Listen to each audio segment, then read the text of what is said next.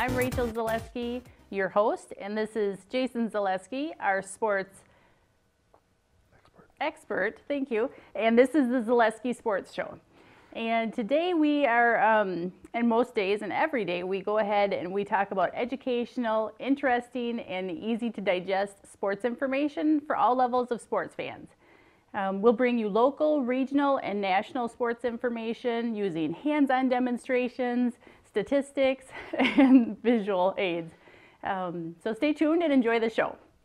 Today, we are going to just touch on a few different things. The first thing that I want to kind of talk about is the sports recap for the NFL playoffs. So go ahead, Jason, take it away. Playoffs. Okay. Playoffs. Well, so here's our graphics art department helped us out with our NFL playoff in review. So we'll start with the AFC, and this is a bracket-style format this tournament is conducted in. And we'll be talking a lot about brackets in the next couple months. But that's basketball stuff for now. We're just talking about NFL football and how the brackets came out here. So on Wild Card Weekend, we started with the Raiders and the Texans matching up, where the Texans defeated the Raiders 27-14. The Steelers defeated the Dolphins 30-12 in the AFC. In the NFC Wild Card Weekend, we saw the Lions go down at Seattle 26-6. And the Packers cleaned up on the Giants 38-13. In the divisional round in the AFC, the Patriots took care of the Texans 34-16. And the Steelers squeaked by the Chiefs 18-16. Over in the NFC, we saw the Falcons defeat Seattle 36-20. And in the most exciting game in the playoffs this year, we saw the Packers defeat the Cowboys 34-31 on the leg of Crosby. Last second win. Very exciting for the Packers to win that game. And then we had our our conference championship round, where the Patriots defeated the Steelers 36-17. The Patriots were the first team to advance to the Super Bowl this year. And in the NFC championship game, we saw the Falcons take care of the Packers 44-21. Packers had a great year, and they're looking forward to next year. So our Super Bowl matchup this year down in Houston, Texas, is the New England Patriots and the Atlanta Falcons, and that's the 2017 playoffs in review. Playoffs. Thank you, Jason. That was very interesting. I like your diagram, so thank you so much for that. Please make sure that you guys all stay tuned. We have a really special, fun Super Bowl edition video that we're going to be giving to you soon after sometime this video is done, after this video is done. Another thing that we want to go ahead and touch on after this was we love to talk about regional sports. So that's going to be like college sports. So Jason, what do you think is happening, and what can you tell us about regional sports? Yeah, so here's what we have to look forward to this week. In regional sports, we are focused on college basketball right now during this time of year. And this weekend on the 28th, we'll see the number 15 ranked men's Badgers team take on Rutgers. That's at 11 a.m. on the 28th. And then on the 31st, they go to Illinois, and they'll take on the Fighting Illini at 8 p.m. Both those games are on the Big Ten Network. Marquette, also on the 28th, after the Badgers game. The Badgers start at 11, should be done around 1.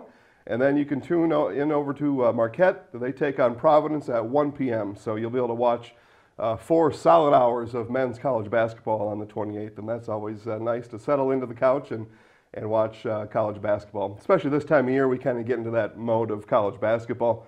And the UW Badger women, they play on the 29th at 2 p.m., and that's also on the Big Ten Network. So that's what we have to look forward to in college basketball this weekend. Oh, wonderful. That sounds exciting to watch. I have the other thing, speaking of basketball, we have our Sports 101 section where we talk about just basic questions that the newer sports fan has, including myself. And so there's a few definitions that I'm not too sure about. And Jason, I'm looking to see if you can help me out. These are definitions, or I guess not definitions, terms that I've heard throughout my years of watching basketball, and when I'm watching it on TV. And sometimes the game goes so quickly that I don't stop to ask you.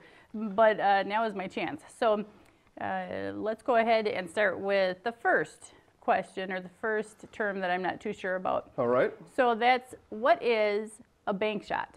Oh, so a bank shot. Well, Oh, and let me interrupt. Oh, please. I know this sounds really silly because these are a lot of basic fundamental definitions and terms, but just break it down for me. Yeah, so, well, of course, a bank shot is when you take a shot at the bank hoping your account isn't overdrawn. Knee slapper.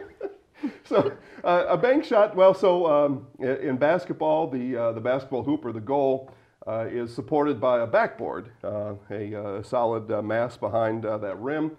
Usually it's glass, and in this case we'll assume it's glass. So the glass backboard that's behind the rim, anytime that ball bounces off that backboard, that's a bank shot. So we're banking it off that that mass and hopefully through the hoop for a few points. That sounds good. All right, so another term, there's just a few here. So another term I'll take them all. What else you got? That I heard of was something called boxing out. So what does that mean? Yeah, so boxing out, generally it's a defensive term. And what that means is after the ball is shot, let's just say for this basic explanation, about half of the time that shot misses and it bounces off the rim or it bounces off that bank shot off the backboard. And then we're looking to rebound that ball or to get that ball. And we want to make sure that anybody from the opposing team that's near us doesn't have a chance at that ball. All right, and we want to get our arms wide, get our butt behind us, and box them out. Keep them behind us and away from that ball so we can get the ball and go on offense and go score. Excellent, excellent. Okay, so another term that I heard of was something called traveling. Traveling, okay. Does that mean you pack up your suitcase and go somewhere fun? That's right, and we're going to find out soon. We packed up our suitcase earlier this week and visited Marshfield Columbus Basketball Gymnasium. But in this case, traveling, so basketball rules, basketball 101. After the dribble is stopped, you're allowed 2 steps with the ball, unless you're in the NBA. In this show, we don't talk about the NBA. You're allowed 2 steps. Anything more than that is traveling. And if you exceed those 2 steps, you forfeit the ball. Ball goes to the other team. Yep. That's traveling. Okay. And then one of the last terms that I'm not sure of is something called in the paint. I've heard this often. I don't necessarily know what's painted and what's not painted. I mean, there's lots of paint all over the place in those games. So sure. Go ahead and tell me what that means. Okay. All right. Well, so we'll get our handy whiteboard out here again. And I'm not always left-handed, but today I will be. So we'll just do a quick diagram of the basketball floor there. We've got our rim there. And for this part, we'll even put our 3-point line out here. So in the paint is this area that's 10 feet from the basketball hoop and under. In this area here is, and on a court, it's generally the painted area. That's where that name comes from. And so in this particular area, near the hoop, below the free throw line, extended to the baseline, that's the paint. And if you're watching on TV, usually on most basketball courts, that's the painted area. So in the paint, in the lane, and that's where most of the scoring done is and that's where most of the boxing out is done too. Yeah. So in the paint. Are there a lot of fouls done in that area too? I would say there's a lot of hustle and bustle in the paint, a lot of action going on down there, and that's where most of the things happen, in the paint. Gotcha. All right, well, thank you so much for those terms and defining all of that for me. Sometimes your expertise is beyond my understanding, so that's great. Moving on, you did mention earlier about the Columbus Dons, and we were able to go ahead and visit the Columbus Dons. They were playing against the Loyal Greyhounds this week, and it was a fabulous, exciting, really on the edge of my seat type of game the entire time. So we really enjoyed that. So I remember you were fanning yourself off during the second half of the game. It was kind of warm inside the gym, but aside from that, it was really intense. So tell me a little more about your thoughts on the game. It was very exciting. I know we've got some highlights coming up, but a very exciting time. Glad we had the opportunity. For those of you out there who want us to visit your game or your activity or your group, remember our email address, zaleskisportshow@gmail.com. Let us know that you want us to visit and take a look at what you have going on, and we'll be happy to do that. Yeah, absolutely. So let's go ahead and show some of the highlights from this game that we were able to catch with our camera. All right, Jason Zaleski with the Zaleski Sports Show here after seeing the Columbus Dons beat the Loyal Greyhounds tonight, and certainly on the shoulders of Tyler Furlinger and Hunter Schultz. Tyler, big shot late for you coming down the lane to take the lead. What were you thinking as you were coming down the lane there with the score so tight? What was going through your mind? Just get to the rim. If not there, kick it out. Get a good shot. Yeah, good. Yeah, and fouled on the shot. Missed the free throw. You got free throw shots coming this week in practice? Oh yeah, for sure. I bet. I bet.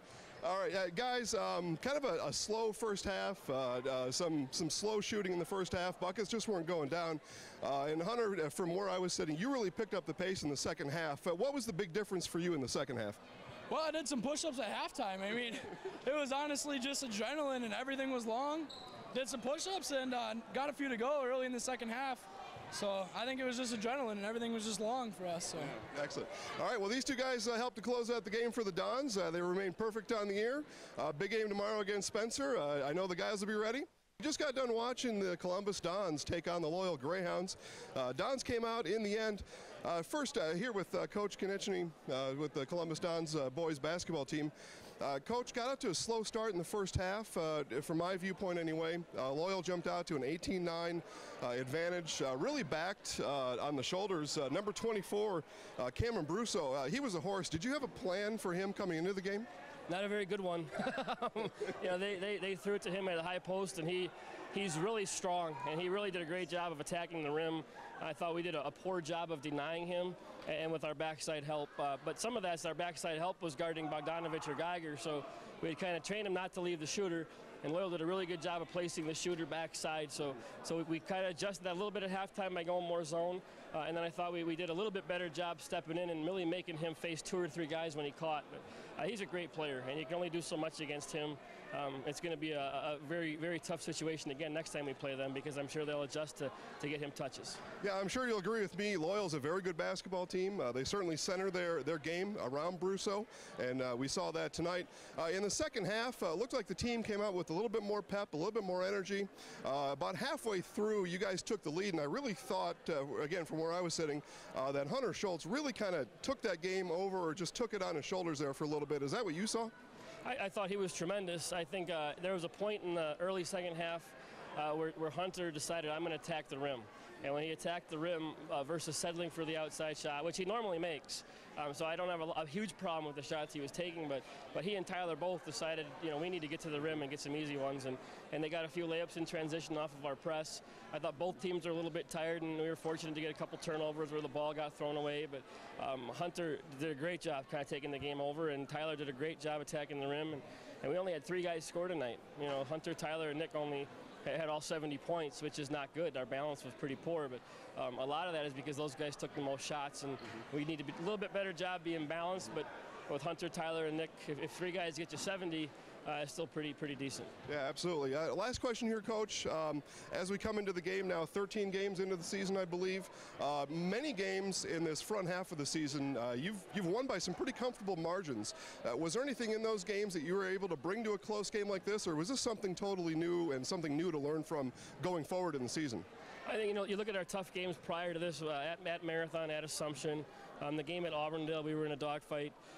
We can carry a little bit over, but this was kind of our first conference test, a test where you're playing a team with something on the line. I mean, from a conference standpoint, if you lose a big game against Marathon or Assumption, it's not a conference game. You can kind of chalk it up to experience, and it hasn't cost you anything. But tonight was for a conference title or for a run, because they came in with 1 loss, we came in with 0. We know we got to play them again. And it's kind of the 2 teams that were expected to win it. So we wanted to make sure that we did what we could to know at the end of it we gave it a good shot, and I think our kids played hard. Yeah, Coach, I think you said it. Coach Konechny and the Columbus Dons are set up for a conference title this year. Coach, I wish you all the best. We look forward to watching you as the season goes on. Thanks for your time. Appreciate the coverage. All right, have a good night. That's it from here. The Zaleski Sports Show. Back to you. All right, that was a very exciting highlight reel. I just give my hats off to the Columbus Dons. They did a great job. Especially I want to give a special shout out to Tyler Furlinger. He is continuing towards his goal and to surpass his goal of of getting a career high total points of 1,000. Hopefully he goes well beyond that. Very exciting. So thank you so much for covering some of that local sports there. Yeah, at his pace, he'll be well beyond 1,000, and certainly it may not be what he set out to do, but it's a great accomplishment, and we wish all the best of luck to Columbus and to the rest of the teams. Absolutely. So that's wonderful. So the other question I had, Jason, for you is, was there anything else around town that you can think of that other people should be tuning in for or looking to do? Yeah, there's a lot of exciting stuff coming up this weekend. Or coming up at the start of next week. On Monday the 30th, those same Tyler Fernlers and Hunter Schultzes go to Granton, and they take the rest of the Marshfield Columbus boys with them to take on the Granton Bulldogs. That's Monday the 30th at 7 p.m. And the Zaleski Sports Show will be on location, and we'll give some live updates during the game and bring you some highlights on the next show. We'll also be on location. Marshfield Senior High Tigers boys are at home on Tuesday the 31st at 7:30 against the Merrill Blue Jays, and I'm sure they'll have their hands full with the Blue Jays, but we look forward to talking to the Tigers during the game and afterwards, and we'll have a lot of fun there. So 2 places to see us next week: Monday in Granton, and then Tuesday right here in Marshfield. Marshfield Tiger girls play on the 28th at Appleton North. That's at 3 p.m. So a bit of a drive over in Appleton, but go check out the mall, get something to eat, and check out the girls while they're in action. Also, the girls, Marshfield Senior High Tiger girls, play the 31st at 7:30 at Merrill. So while the boy Blue Jays are visiting here, the girl Blue Jays will take on our Marshfield girls up in Merrill at 7:30 on the 31st. Columbus Don girls also play the 31st, and they're up at Gilman to take on the Pirates at 7:15. So that's what we've got coming up this week in high school basketball. Wonderful. And just to make sure to let you all know again that if at any time you see us out and about in the community with a camera looking to video something, feel free to come up to us, talk to us, let us know any questions you have or comments or anything you want to let us know. Depending on the situation, we may just ask you to have a speaking part in the next video. Yeah, that'd be fun. Yes, absolutely. Any other local? Yeah, so some things to do around the area this weekend. And as always, visit travelwisconsin.com for the best updates on fun outdoor activities to partake in or spectate in. We've got over in Eau Claire on Saturday the 28th, Rachel, we've got the Powder Keg Snowshoe and Fat Tire Bike Race. That takes place all day on the 28th. Visit travelwisconsin.com for more information. Excellent. That sounds like a lot of fun. Thank you everyone for watching. I appreciate you tuning in this week. Again, like we've said in the past, if you have any questions, comments, anything that you'd like us to cover, please feel free to drop us a line via email. Our email address is thezaleskisportsshow@gmail.com, and we would love to hear from you and interact with you. Thank you so much for watching, and we'll see you next time. Have a good week. That's right. Go Sports.